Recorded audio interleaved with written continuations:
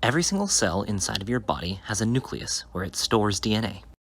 While the nucleus is only 6 micrometers across, it's jam-packed with 2 meters of DNA, a little taller than the average human.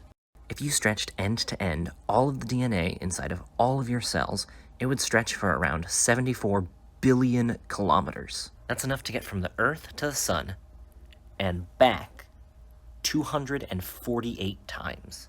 How does so much DNA fit inside of such a little package? DNA's compact nature starts with the familiar structure of the double helix. The base units that make up the DNA are nucleotides. The nucleotides pair with one another via hydrogen bonds, adenine to thymine and guanine to cytosine. The base pairs stack on top of each other through hydrophobic interactions. This forces water away from the nucleotides, bringing them closer together. The stacking of nucleotides causes the formation of the 2 nanometer wide double helix.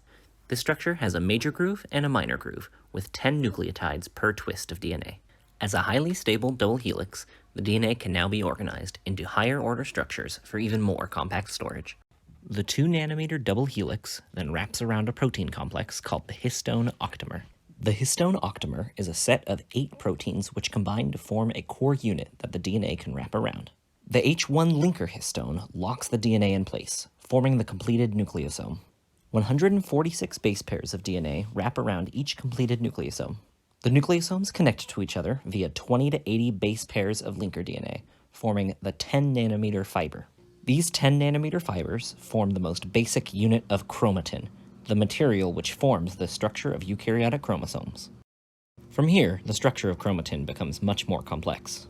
Experimentally, the structure of chromatin demonstrates multiple levels of well-defined compaction, forming 30 nanometer fibers and 300 nanometer fibers in a predictable pattern through the use of non-histone structural proteins. However, in a living cell, chromatin can be expanded, euchromatin, or contracted, heterochromatin, based on the needs of the cell. This forms a highly complex system of secondary and tertiary structures which are still being explored and characterized by scientists. Through a complicated system based on the chemical nature of nucleotides building on themselves, winding around nucleosomes all the way to completed chromosomes, our current and ever-expanding understanding of chromatin perfectly demonstrates the beautiful and complex nature of our cells, showing how the massive length of our DNA can be compacted into the nucleus, down to an area only visible on a microscope. If you have any questions on this material, please feel free to ask in the comments below, and I will try my best to find you an answer. If you are an academic in this field, please feel free to share any additional information that would foster a community of free knowledge. If you're interested in gaining a deeper understanding of how our molecular machines are integrated with physiology, medicine, and industry, please like, share, and subscribe. Boom.